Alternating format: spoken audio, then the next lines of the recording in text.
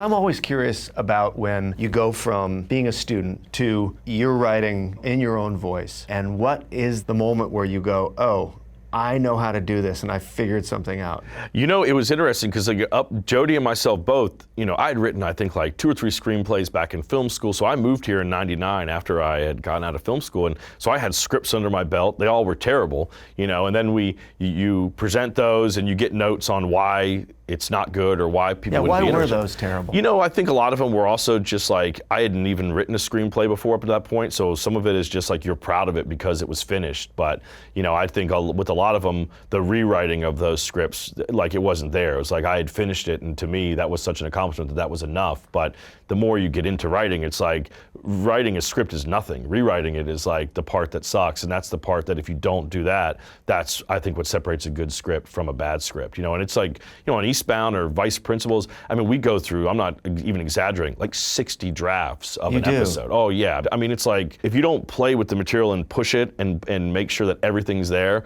I think that's when you get onto set and everyone has a lot of questions and you're not really sure if it's adding up to what you anticipated it to be. And so I think in those early drafts, I just hadn't put the work into them. I had finished them, which was an accomplishment, but I hadn't done what really needed to be done to elevate them and to make them great. And I think also with that is when we were at that time, when we're turning these scripts into people, we're not like turning them into like the hottest development people in town. It's like we're like meeting a friend of a friend who's a manager. So you're kind of getting this low-level insight into your work as well. But one thing that everyone was saying was just like, we kept getting hammered on the likability of main characters and the kind of golden rules that studios sort of expected stories to kind of hit, And I think for us, we struggled with that because then I think we started to adjust how we wrote to try to figure out how somebody would like what we wrote. And I think we weren't getting anywhere with that. And so I think with Foot Fist, that was really an answer to that stuff of like, you know what?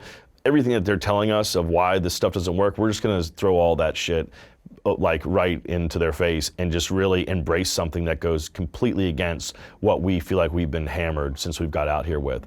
And I think it almost made it a weird battle cry for us of just like, we can prove to you that you don't have to look at stories in such a boring way and that audiences will respond to it. So I think that's what that's what birthed that, I think.